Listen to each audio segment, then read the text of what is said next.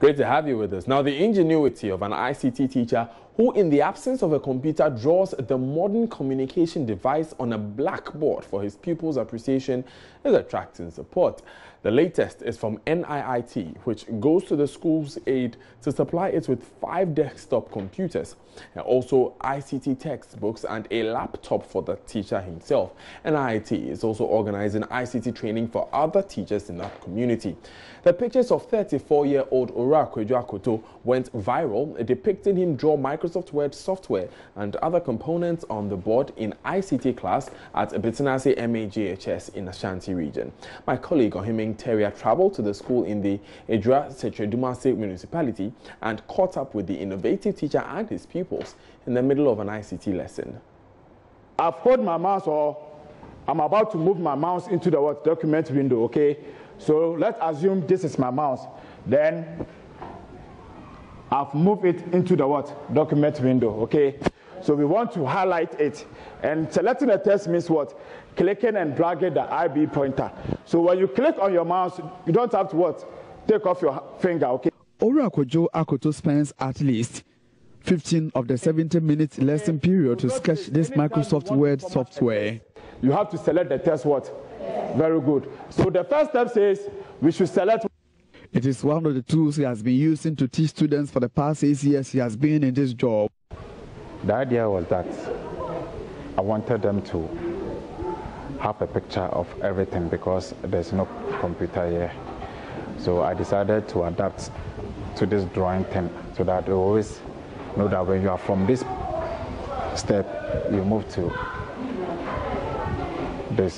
the next stage, as you can see it on the board. Akoto also encourages his students to draw computerware in their notebooks, though many of them find it difficult to. 13-year-old Emmanuel Bafo says the closest he has come into contact with a computer is a discarded one on a refuse dump during a vacation trip to Kumasi. Computer looks like TV, category TV, and the mouse look like stone. It's very difficult because at the end of the day, they are supposed to be behind the computer to have the actual feel of the equipment and see how when they launch the program, it will appear on the computer. So they assume this as a picture just to help them for them to acquire knowledge about the whole thing that I'm doing. Besides absence of computers for over 100 students, there are no ICT textbooks. Akoto, as an instructor, is the only one who gets supply of the requisite books. This situation is common with almost all the 10 basic schools in Setredumase Township. Despite this serious gap, Akoto is happy to see some of his students perform well in ICT at the Basic Education Certificate examinations. Actually, sometimes when the results come, the brilliant ones or the smart ones among them will actually give us the results, but not the exact results that we'll be expecting. So I believe when we get the equipment or the facilities, then we train or we help them with the skills, the results will improve. Edra-Setredumase municipality topped the 2017 BEC League table in the Ashanti region, coming among the best 5 nationwide. Though the municipal assembly says it spends a lot on education, little or no support goes into ICT development. Mohammed Salisu Bamba is chief executive. But if you ask me whether we have enough resources, I will say no, we don't. Myself as chief executive, I have not provided computers to any school yet. And my predecessors have also not done much. So we need a lot so that we can encourage the children to learn more in that direction. Alhaji Bamba says the assembly is encouraged by the teachers' innovation to invest more in ICT education. Basically, we invest a lot in education. This year we are #1 in Ashanti region, the BEC results. And in the nation, we are among the first 5 in the nation.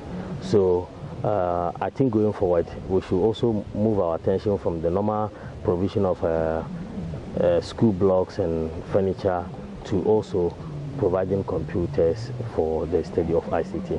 Meanwhile, NIT is set to donate a number of computers and accessories to the school. From Secretary Dumasi in the Ashanti region for Joy News, Ashaiman Tewia. As a determined man there. Now moving on, residents of Chiana-Paga constituency in the Upper East region are appealing to President Akufo-Addo to consider taking another look at the Judah case that saw their former member of parliament ABUGA PELE sentenced to 6 years in prison. At a mini demonstration and press conference held at Paga yesterday, the Chiana-Paga constituent said ABUGA PELE was used as a scapegoat, while the real culprits, including former Youth and Sports Minister Clement Kofi Humado, have been left off the hook. Upper East correspondent Albert Sori has more.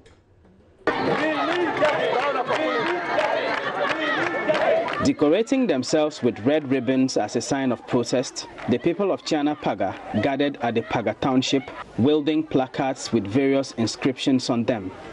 For most of the youth, it was time to express their dissatisfaction with the outcome of the court case that saw their former MP, ABUGA PELE, sentenced to 6 years in prison.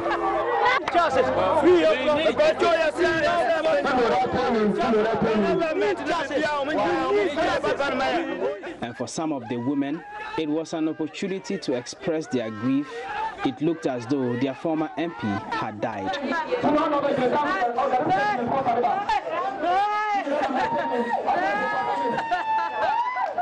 Addressing a press conference, spokesperson for the people of Chiana-Paga, Donald Tomyiredam, laid out their concerns. Clement Kofi Humado gave a ceiling to Honorable ABUGA PELE as the National Youth Employment Coordinator as to how much he could authorize for disbursement. That's not exceeding 20,000 Ghana cedis. What baffles us and will continue to linger in our minds is how an amount of 4.1 million Ghana cedis could be released without recourse to the directives of the minister and the procurement procedure as required by law. We believe there is a lacuna, and somebody aside Honorable ABUGA PELE should be given explanation to this mind-boggling issue. Furthermore, it was said that there was no contract between Goodwill International GIG and JIDA. However, we have been told by the JIDA outfit led by Adongo Atule Jacob, who was a key witness, that $5 million was expended on preparatory activities, including a trip by government official to Latin America to understudy similar projects sponsored by the World Bank to help replicate same in Ghana. Remaining $60 million to be used to implement the main project. The question now is, if there was no contract between JIDA and GIG, how came $5 million out of the $65 million was expended?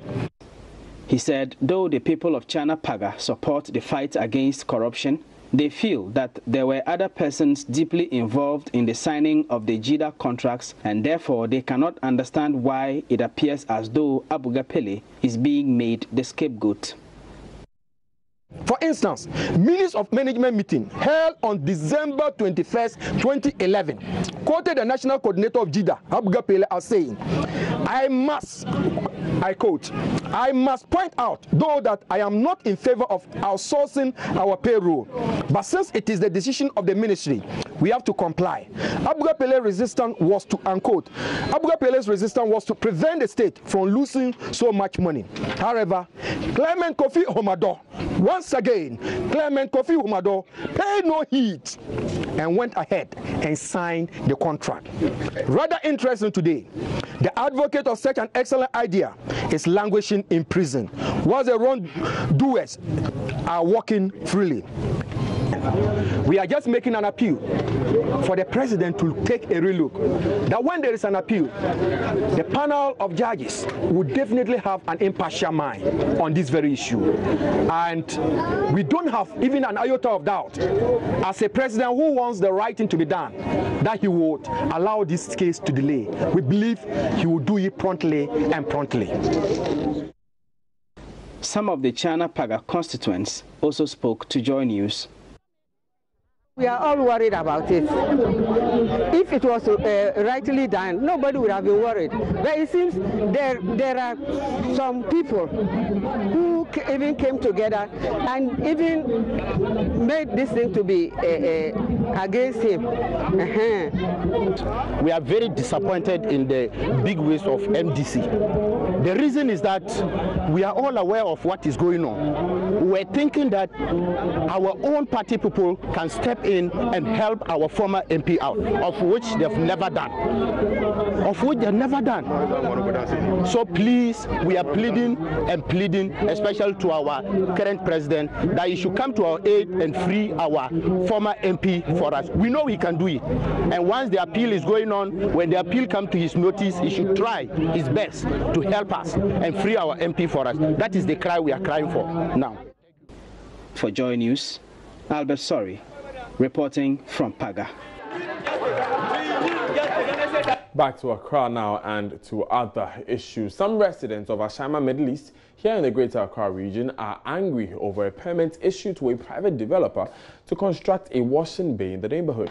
Residents say the washing bay is situated in a waterway and could compound the flooding situation in the area. According to them, Ashaiman Municipal Assembly, ASHMA and NADMO have done little to stop the perennial flooding. Correspondent Kwame Yanka has the rest of the story. The fence wall of the washing bay has already been constructed. Residents say the wall blocks the free flow of water anytime it rains. They said the Assembly's attention was drawn to the problem somewhere last year, but nothing has been done about it. Some residents who spoke to Joy News are appalled by the manner in which both ASHMA and NADMO officials have handled the situation. But your friend ASHMA for say gates no ma ye no esusa no mo be bie gata no mu omumba ye be hu a omo di permit am obi say on be sidan wo ho eti ASHMA engineer no ye ntina se enya ade a ye be pini enen ye be pini ochina. We have reported to them the ASHMA and they said they will come, but they never come to our aid. In fact, Middle East, we are suffering. We need their help. Oh, we have been taking so many steps during the to the ASHMA, to the NADMO, and to the MPs. When you tell them, they say here is a big contract. What does that mean? About them, if you are in Ayama, them in Ayama, into I don't know my best which when it is a bay and common jai. There is your toa, Bebre Faho. Eti sesi omudi adi besi hono sesi to na ebe piminwa na je sesi no ntimi nya kwanko ebe san babbo echiri na rura ye fie. Meanwhile, Ashaiman Municipal Engineer Daniel Efrifa says he has revoked the permit issued by his predecessor to the developer. A permit was granted to one gentleman to undertake construction of a washing bay. Now, after the permit was given, the community raises alarm, prompting the Assembly that the place is a flood prone. So if we allow the construction of the project, it is going to worsen the situation. So as the engineer for the municipality, I went there myself. I did my own assessment, and yes, I also ascertained to the fact that yes, the place is truly a flood prone area, and for that matter, such project cannot be done there. So I quickly apply the rules according to the game per the Local Governance Act and revoke the permits. We have spoken through a written communication to the client that we cannot grant him the permit again, looking at the situation at hand.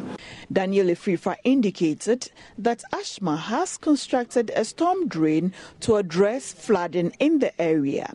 We went and did some assessment, and there was a need for us to construct a storm drain around one of the areas, which the Assembly has done it, and we are in touch with NADMO to also educate the people to ensure that refuse and other garbages are not placed in the existing drain. We have also gone ahead to clean the existing drains to pave way for the free flow of waters. Despite the revocation, the construction materials belonging to the private developer are still at the site. Kwame Yanke's reports for Joy News.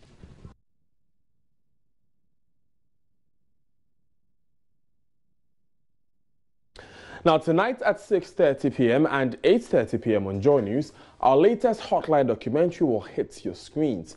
This documentary tells you the horror and torture some children are suffering in homes. The pictures are shocking. Rotten Limbs is the title. You don't want to miss the details, but here are excerpts of what to expect. In this documentary, I'm taking you through harrowing stories of child abuse perpetrated sometimes by biological parents. Ghana's Children's Act of 1998, Act 560, stipulates no person shall subject a child to torture or other cruel, inhuman, or degrading treatment. There are other fine provisions in Ghana's statute books which spell out ideal ways and the right environment to raise children in. The big question, however, is, do these laws really protect children in a society where they do not have a voice at all? 3 years ago, Junior was born to a teenage mother and a young man in his early 20s at Kwangoma in the Achuma-Kwangoma district on the periphery of Kumasi. His story and those of others in the Ashanti region perhaps measure how much premium some Ghanaians place on the protection of children, undoubtedly the future of this country. Junior's father traveled to Nigeria in search of greener pastures where the baby was still breastfeeding. He had instructed the teenage mother to hand baby Junior over to a couple, Nana and Rita Uti, who worked as undertakers at North Centreso in Kumasi. Physical abuse of 2-year-old Junior came to our attention when Nana and Rita rushed him to the Komfanoti Teaching Hospital with a deteriorating wound on the left arm. Nana and his wife claimed the child had been hurt and dumped on them by her biological mother. The story sounded unconvincing to health authorities, who got them arrested. Close examination of Junior's body revealed marks of suspected physical abuse. Junior was reportedly whipped, slapped, branded a witch. The worst is how he ended up with severe burns to his hand. Eyewitnesses say his supposed guardians used red-hot iron to burn him, though the couple denied this. It was, however, established they applied salt solution to the wound and wrapped it with rags. Doctors had to amputate all 5 damaged fingers to prevent further deterioration. For 7-year-old Ajua, her body bears a map of torture. She endured months of cruelty from her father, 30-year-old Kwabena Yeboah, who caged, starved, and beat her with all manner of objects. Kwabena told police he was only instilling discipline in his daughter. Kwabena further says Ajua is a witch on whose chest sometimes he sees 2 pairs of eyes. The traumatized girl told me her father put her leg on a platform and stepped on it, breaking it. I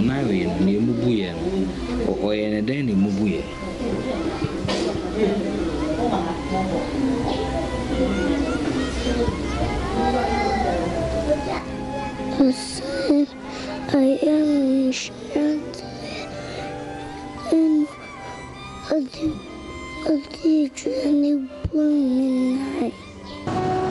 I traveled to Asiofua Achiase on the Barakese Road, where the abuse occurred.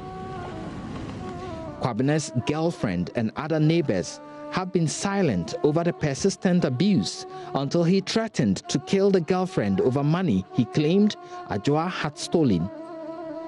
The woman's crime was that she had picked the wounded little girl to Centreso Hospital in Kumasi.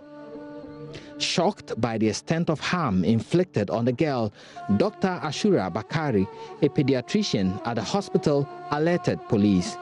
But when we look at the child, I realized it wasn't just about writing report. The child was actually not well. The child has sustained injuries. He had swellings on the legs, swelling on the arms, and he had like injuries with the different or various healing stages. She was taken to Kumasi Children's Home for care because the biological mother was not in a position to take her in.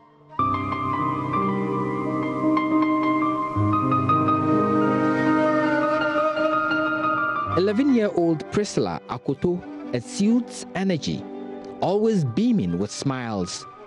She had dreams of becoming a nurse.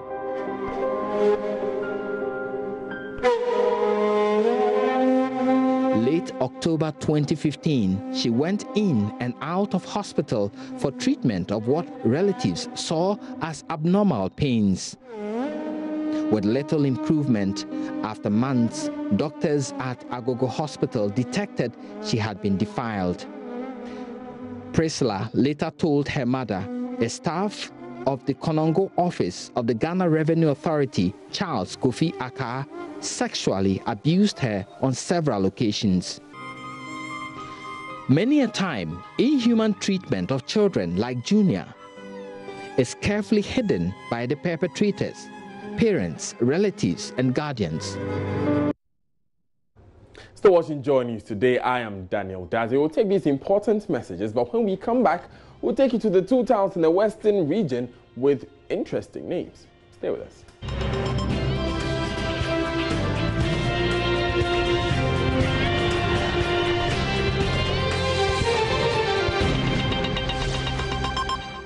Thanks for staying with us. Now, workers of Goldfield Ghana Limited are demonstrating against the decision of the company to go into contract mining. Joy News has information that military personnel brought in by the company military personnel brought in by the company to maintain order have been firing warning shots and spraying tear gas to deter the workers from striking. Let's go to the phone lines and speak with Natalia Kwanza for the latest. Ina, what's the current situation at Goldfield's company as we speak? Okay, Daniel, right now the workers have all left the compound of Goldfield.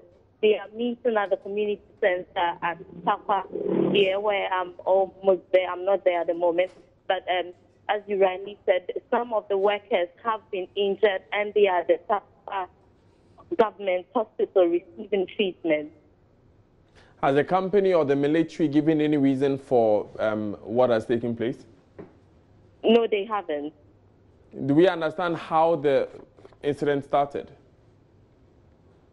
Yes, this month, I think it started, about a month ago. There have been series of press conferences organized by these workers, and there has also been previous demonstrations by these workers. But this morning, they all gathered again at the forecourt of Toka Goldfield to demonstrate that they are not comfortable with the fact that they should all go on contract.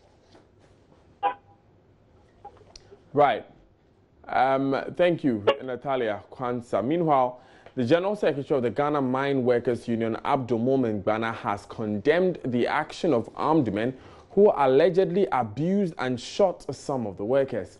The workers, almost 1,000, were demonstrating against moves to lay them off. One of the workers, who is reportedly shot in the head, is receiving treatment at the Goldfields Hospital. Now, you would recall that last week, workers on the company's redundancy list alleged they were being forced by armed military men to sign their severance agreement letters. One of the workers who spoke to Joy News on condition of anonymity said the gunshot and abuse forced them to run for cover. General Secretary of the Ghana Mine Workers Union, Abdul Momen Bana, wants government immediate intervention. He spoke on Joy News Desk on Multi TV.